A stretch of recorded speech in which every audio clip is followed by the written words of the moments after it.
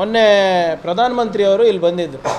ಪ್ರಧಾನಮಂತ್ರಿಯವರು ಬಂದಾಗ ನಮ್ಮ ಸಂಸದರು ನಾನು ಪ್ರೋಟೋಕಾಲಲ್ಲಿ ರಿಸೀವ್ ಮಾಡೋಕ್ಕೆ ಹೋಗಿಲ್ಲ, ರಿಸಿಗ್ನೇಷನ್ ಕೊಡಬೇಕು ಅಂತ ಭಾಳ ದೊಡ್ಡದಾಗಿ ಹೇಳ್ತಾಯಿದ್ರು. ಅದಕ್ಕೆ ಹೇಳೋದು little knowledge is very dangerous ಅಂತ. ಅವಿವೇಕ್ತನದ ಪರಮಾವಧಿ ಯಾರನ್ನ ನೀವು ನೋಡಬೇಕು ಅಂದರೆ ಉಮೇಶ್ ಜಾಧವ್ ಅವ್ರಿಗೆ ನೋಡಿ. ಈಗ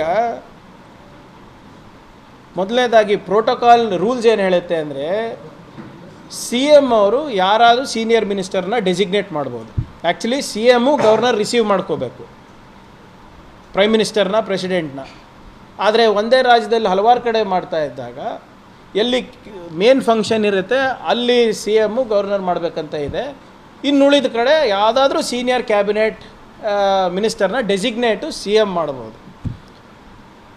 ಅವರು ಒಂದು ಲೆಟ್ರ್ ಕಳಿಸ್ತಾರೆ, ಹಿಂಗೆ ಲೈನಪ್ ಅಂತ ಪ್ರೋಟೋಕಾಲ್ನಲ್ಲಿ ಲೈನಪ್ ಇರ್ತಾರೆ. ಅದು ಶರಣ್ ಪ್ರಕಾಶ್ ಇರ್ಬೋದು, ಅಜಯ್ ಸಿಂಗ್ ಅವರು ಇರ್ಬೋದು, ಇಂಥ ಒಂದು ಲೈನಪ್ ಕಳಿಸ್ತಾರೆ. ಯಾರ್ಯಾರು ಆ್ಯಸ್ ಪರ್ ಗೌರ್ಮೆಂಟ್ ಪ್ರೋಟೋಕಾಲ್ ಇರ್ತಾರೆ. ಅದು ಯಾರು ಅದು ಎಲ್ಲಿಗೆ ಹೋಗುತ್ತೆ? ಪಿ ಎಮ್ ಆಫೀಸಿಗೆ ಹೋಗುತ್ತೆ. ಪಿ ಎಮ್ ಆಫೀಸ್ನಲ್ಲಿ ಏನು ಮಾಡ್ತಾರೆ, ಅವರು ಪರಿಶೀಲನೆ ಮಾಡಿಬಿಟ್ಟು ಇಲ್ಲ ಅಜಯ್ ಸಿಂಗ್ ಬೇಡ, ಬರೀ ಶರಣ್ ಪ್ರಕಾಶ್ ಅವ್ರು ಬಂದರೆ ಸಾಕು ಅಂತ ಹೇಳ್ತು ಅವರೇ ವಾಪಸ್ ಕಳಿಸ್ತಾರೆ. It is approved by the prime minister's office, number 1. ಎರಡನೇದೇನಪ್ಪ ಅಂದರೆ ಪ್ರಧಾನಮಂತ್ರಿ ಯಾಕೆ ಕರ್ನಾಟಕಕ್ಕೆ ಬರ್ತಾ ಇದ್ದಾರಂತ ಅವ್ರ ಎಂ ಪಿಗಳಿಗೆ ಗೊತ್ತಿಲ್ಲ. ಬೋಯಿಂಗ್ದು ಇನೋವೇಷನ್ ಸೆಂಟರ್ನ ಅವರು ಏನೋ ಉದ್ಘಾಟನೆ ಮಾಡೋಕ್ಕೆ ಬರ್ತಾಯಿದ್ರು.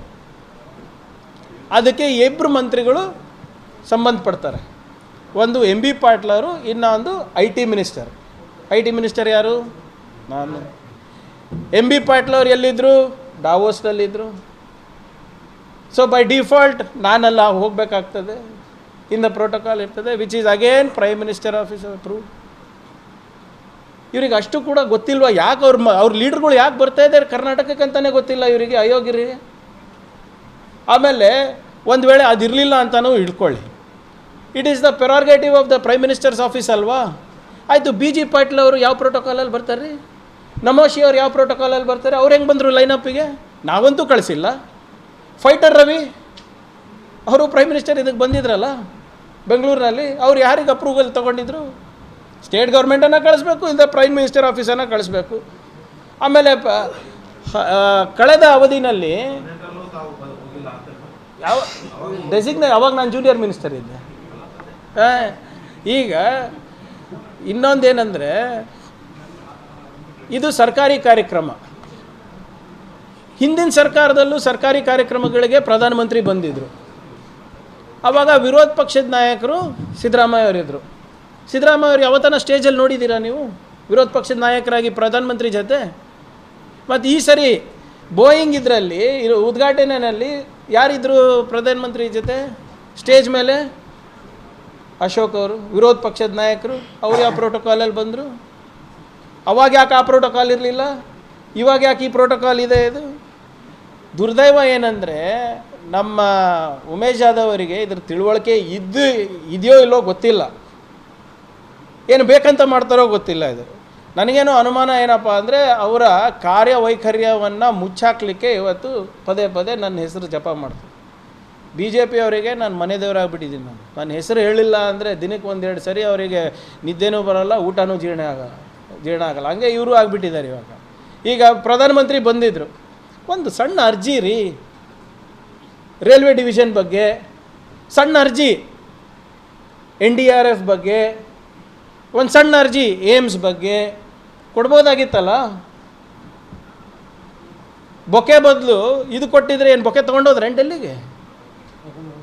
ಸನ್ಮಾನ ಮಾಡಿರಿ, ಶಾಲ್ ಹಾಕ್ರಿ, ಪೇಟ ಹಾಕ್ರಿ, ನೋ ಪ್ರಾಬ್ಲಮ್. ಅದ್ರ ಜೊತೆಗೆ ಇದು ಒಂದು ಅರ್ಜಿ ಕೊಟ್ಟಿದ್ರೆ ಏನಾಗ್ತಾಯಿತ್ತು? ಸೆಂಟ್ರಲ್ ರೋಡ್ ಫಂಡ್ಸ್ ಎಲ್ಲ ಕೆಲಸ ನಿಂತೋಗ್ಬಿಟ್ಟಿದೆ ಎಲ್ಲದು. ಇದ್ರ ಬಗ್ಗೆ ಏನೋ ಕೇಳಿದ್ರ? ಇಲ್ಲ. ಪ್ರಿಯಾಂಕರ್ಗೆ ಯಾಕೆ ಪ್ರೋಟೋಕಾಲಲ್ಲಿ ಬಂದಿಲ್ಲ? ಮನಸ್ಸಿಲ್ಲಲ್ಲ ಸರ್, ಮನಸ್ಸು ಇಲ್ಲ, ಆ ಕಡೆ ಬುದ್ಧಿನೂ ಇಲ್ಲ. ಅವ್ರದ್ದು ಎಲ್ಲಿ ನೋಡಿ, ಬರೀ ಇದಕ್ಕೆ ಸೀಮಿತ ಇದೆ. ಪ್ರಧಾನಮಂತ್ರಿ ಬಂದಿದ್ದಾರೆ, ನಾನು ರೈಲ್ವೆ ಡಿವಿಷನ್ ಕೇಳ್ತೀನಿ. ಪ್ರಧಾನಮಂತ್ರಿ ಬಂದಿದ್ದಾರೆ, ನಾನು ನಮ್ಮ ಕಲಬುರಗಿ ಏನಾದರೂ ಕೇಳ್ತೀನಿ ಅಂತ ಹೇಳಿದಾರ ಪ್ರಶ್ನಲ್ಲಿ? ಪ್ರಧಾನಮಂತ್ರಿ ಬಂದಿದ್ದಾರೆ, ಪ್ರಿಯಾಂಕರ್ಗೆ ಇಲ್ಲ. ಯಾರು? ಈಗ ನೋಡಿ, ನಮಗೂ ಅವಾಗ ಸೋನಿಯಾ ಗಾಂಧಿ ಅವರು ಮನಮೋಹನ್ ಸಿಂಗ್ ಅವರೆಲ್ಲ ಬಂದಾಗ 371J ಆಗಿರಲಿಲ್ಲ ಅವಾಗೂ 30 ಸೆಕೆಂಡು 1 ನಿಮಿಷ ಇದ್ದಾಗ ಕೂಡ ನಾವು ಎಲ್ಲ ಹೋರಾಟಗಾರರಿಗೆಲ್ಲ ಭೇಟಿ ಮಾಡಿಸಿಲ್ಲ. ನೀವು ಎಲ್ಲ ನೀವು ತೆಗೆದು ನೋಡ್ರಿ, ನಿಮ್ಮ ಆರ್ಕೈವ್ನಲ್ಲಿ ಇರ್ತಾವ. ಆವಾಗ ಅವರು ಅಷ್ಟೇ ಏನು ಸ್ಟಾಪ್ ಓವರ್ ಇರ್ತಾಯಿತ್ತು, ಏನಾದರೂ ಇರ್ತಾಯಿತ್ತು, ನಾವೇ ಕೈಕಾಲು ಬಿದ್ದು 1 ನಿಮಿಷ ನಮ್ಮ ಹೋರಾಟಗಾರರು ಭೇಟಿ ಆಗ್ತಾರೆ, 1 ನಿಮಿಷ ಇದು ಇರ್ತದೆ, ಎಲ್ಲ ನಮ್ಮ MLAಗಳ ತಂಡ ಇರ್ಬೋದು, ಡಿಫಿಟೆಡ್ MLAಗಳ ಇದು ಇರ್ಬೋದು, ನಾವು ಮಾಡಿಸಿಲ್ವಾ? ಅಲ್ಲ, ಒಂದು ಪದ ಬಳಸ್ತೀರಿ, BJP ನಾಯಕರು ಅಯೋಗ್ಯರಿಗೆ ಅವ್ರಿಗೆ ಗೊತ್ತಿಲ್ಲ ಮೋದಿ ಯಾಕೆ ಅಂತ, ಅಷ್ಟೇ ಯಾರು ನಿಮ್ಮ ಹೇಳಿಕೆ ರೆಕಾರ್ಡ್ ಆಗಿದೆಯಾ? ನಿಮ್ಮ ಹೇಳಿಕೆ ಅಸಮರ್ಥರು, ಸಾರಿ, ಅದಕ್ಕೆ ಪರ್ಯಾಯ ಎಲ್ಲ ಪದಗಳು ಹಾಕ್ಬಿಡಿ, ಆವಾಗ ಅದೂ ಬರುತ್ತೆ. ಅಲ್ಲ ಬರ್ತದೆ. ಈಗ ನೀವೇನು ಹೇಳ್ತೀರಿ? ಒಬ್ಬ ಕೇಂದ್ರ ಅಂದರೆ 25 MP ಇಟ್ಕೊಂಡು ಇಷ್ಟೊಂದು ಅನ್ಯಾಯ ಕರ್ನಾಟಕಕ್ಕೆ ಆಗ್ತಾ ಇದೆ ಅಂದರೆ ಸಮರ್ಥರಂತೀರಾ?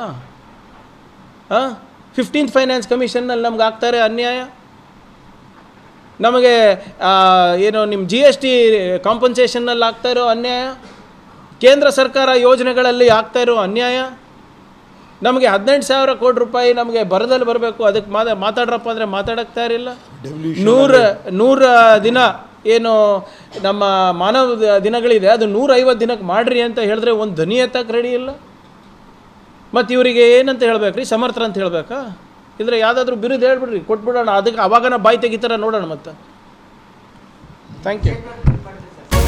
ರಿಪಬ್ಲಿಕ್ ವರ್ಡ್ ಆ್ಯಪ್ ಇದು ಕೇವಲ ಅಪ್ಲಿಕೇಶನ್ ಅಲ್ಲ, ಸಮಗ್ರ ಸುದ್ದಿಗಳ ಸಂಪರ್ಕ ಮಾರ್ಗಕ್ಕೆ ಕ್ರಾಂತಿಕಾರಿ ಬದಲಾವಣೆ. ರಿಪಬ್ಲಿಕ್ ವರ್ಡ್ ಆ್ಯಪ್ ಕೇವಲ ಸುದ್ದಿ ಅಪ್ಲಿಕೇಶನ್ ಪರಿಚಯಿಸ್ತಾ ಇಲ್ಲ, ಬದಲಾಗಿ ಡಿಜಿಟಲ್ ಸುದ್ದಿ ಬಳಕೆಯ ಹೊಸ ಯುಗಕ್ಕೆ ನಾಂದಿ ಹಾಡ್ತಾ ಇದೆ. ಇದೊಂದು ಬ್ರೇಕಿಂಗ್ ನ್ಯೂಸ್, ಪ್ರಭಾವಶಾಲಿ ಕಾರ್ಯಕ್ರಮಗಳಿಗೆ ಗಟ್ಟಿಯಾದ ವೇದಿಕೆ. ಇಲ್ಲಿ ಕೇವಲ ತಾಜಾ ಸುದ್ದಿ, ಅದರ ನೇರ ಪ್ರಸಾರ ಮತ್ತು ಚರ್ಚೆಗಳಿಗೆ ಮಾತ್ರ ಅವಕಾಶ. ರಿಪಬ್ಲಿಕ್ ವರ್ಲ್ಡ್ ಆ್ಯಪ್ ಡೌನ್ಲೋಡ್ ಮಾಡಿಕೊಳ್ಳಿ. ಗೂಗಲ್ ಪ್ಲೇಸ್ಟೋರ್ ಮತ್ತು ಆಪಲ್ ಆ್ಯಪ್ ಸ್ಟೋರ್ನಲ್ಲಿ ಲಭ್ಯವಿದೆ. ರಿಪಬ್ಲಿಕ್ ವರ್ಲ್ಡ್ ಆ್ಯಪ್ ಇದು ಕೇವಲ ಅಪ್ಲಿಕೇಶನ್ ಅಲ್ಲ, ಸಮಗ್ರ ಸುದ್ದಿಗಳ ಸಂಪರ್ಕ ಮಾರ್ಗಕ್ಕೆ ಕ್ರಾಂತಿಕಾರಿ ಬದಲಾವಣೆ.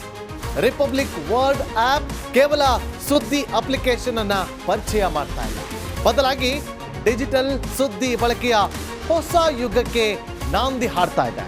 ಇದೊಂದು ಬ್ರೇಕಿಂಗ್ ನ್ಯೂಸ್, ಪ್ರಭಾವಶಾಲಿ ಕಾರ್ಯಕ್ರಮಗಳಿಗೆ ಗಟ್ಟಿಯಾದ ವೇದಿಕೆ. ರಿಪಬ್ಲಿಕ್ ವರ್ಲ್ಡ್ ಅಪ್ಲಿಕೇಶನ್ ಈಗ ಲೈವ್ ಆಗಿದೆ.